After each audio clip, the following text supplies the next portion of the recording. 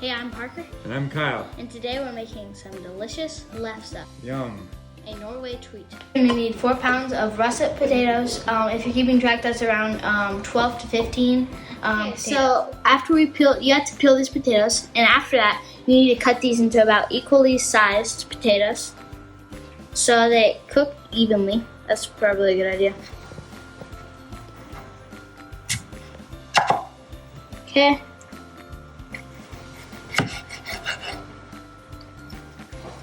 So what are you doing now?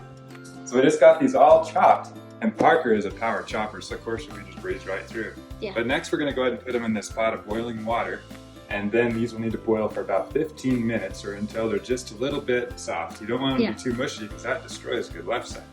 You just let these boil for 15 minutes, and now we are going to check them for doneness, doing the good old-fashioned fork test. Yes. So as you can see, you just want the forks just kind of glide right into it. You don't want them to be too mushy or they'll be hard to rice with the ricer, which we'll show you in a moment. Yes. And also, mushy potatoes hold too much moisture and they ruin good lefse. You can't have good lefse with Mushy potatoes.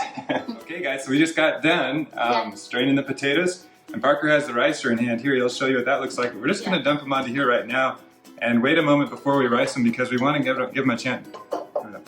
We want to give them a chance to dry a little bit because you don't want a lot of moisture in the potatoes. Otherwise that will hinder the quality of the lefse as well.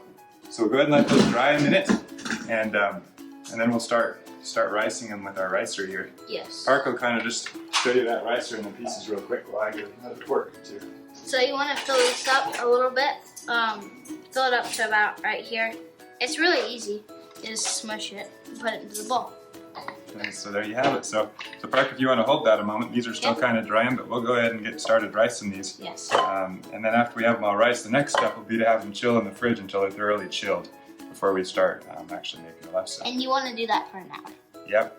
So here you just put a few pieces in, like Parker was telling you. You don't fill it all the way, but you just put a few pieces in. Oopsie daisy.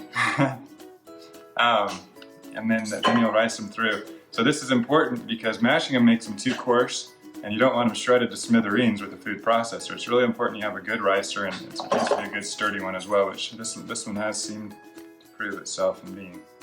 So that's probably about right. Now Parker's gonna go ahead and show you what this looks like as he mashes them together. Parker's a ricing champ, you'll just see in a moment. Then And you squeeze it over the bowl. So it can be a little challenging, but you kind of get the idea.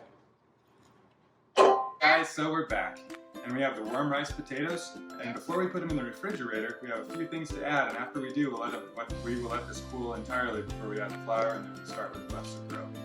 So first you need 1 stick of butter, which is a half cup.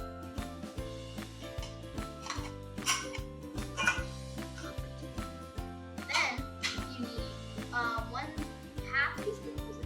1 tablespoon. 1 tablespoon of sugar. Perfect. 1 tablespoon of salt. And you need real cream. And This is a half a cup of cream. And it's real cream and real butter. Of course, you can't make lefse without real cream and real butter. So we're adding all these ingredients to a total of 8 cups of riced potatoes, to be clear. yes, so if you accidentally made too much, so maybe try to mix it out or measure it just to make sure you don't have too much. You want to mix it up. Then after we get this mixed up, we want to put it in the fridge for an hour. And then you take it out and it should be ready. It's really cool. It's all set to go. And this dough has chilled in the fridge for about an hour. Yes. So it's thoroughly chilled. The only ingredient left to add is 2.5 cups of flour. So we have 1.5 measured out, and we'll get another cup measured here shortly after Parker adds this to it. So 1 more cup of flour. Yes. And after we have that done, we'll get it all mixed until all the flour is completely incorporated. It's really important you wait until after it's chilled to add the flour to it. So here's another cup. That's a total of 2.5 cups of flour. So I'll go ahead and get that mixed, and I'll have Parker take over after I start it here. It can be a little bit tricky to mix in. So here we go. Let's see. after this is all mixed up real well, you got all that flour incorporated, Parker's a good mixture. You want to flour a surface, and if you have a pastry cloth or something like that, it does help out as far as not letting it stick. But you want a lot of flour on your surface because you don't want, this is really a sticky dough. So go ahead and do that.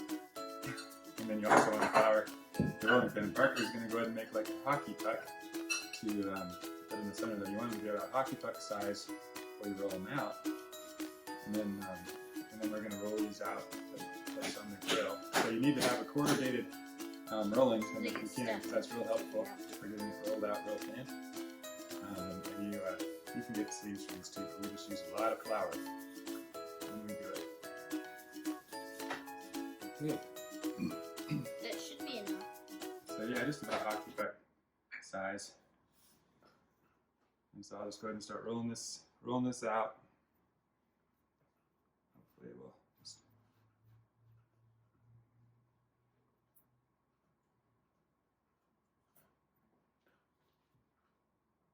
It looks like it's turning out to be pretty good. And then we can put it on our preheated 500 degrees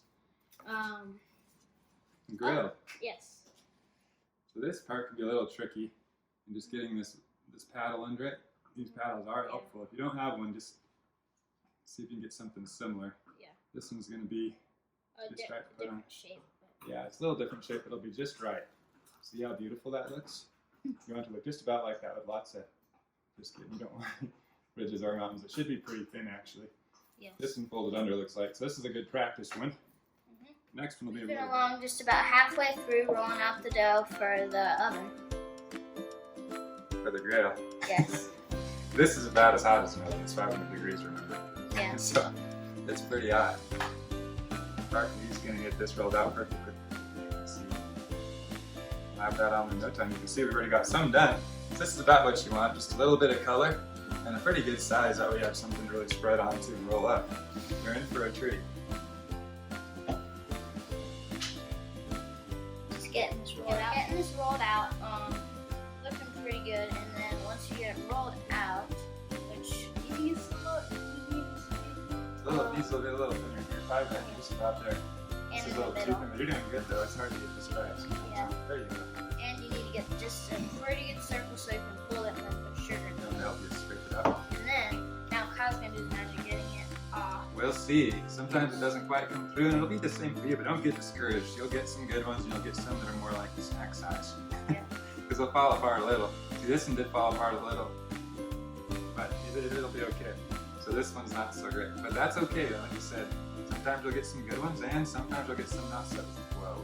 Okay, I think we should do Yeah, I have it all rolled out, and so what we're going to do now is just slide this paddle underneath. Yeah. And we'll just go back and forth. You don't really want to go side to side or it'll cause it to tear, which you don't want. So take your paddle down the middle, lay one side down and then flip over like that. So there you have, there we have one going. So we can get the next one going now. Yes. But that's pretty well how it goes. And you'll have a result that looks like this right here, and that's what you want. You can spread it with cream cheese and chives or and sausage. You can use it as a breakfast idea. Or you can even do what we love to do, which is butter, smear of butter, brown sugar or regular sugar, and just roll it up, and that's just a delight. A Norwegian delight. You'll love it. Aren't you excited, Parker? Yes.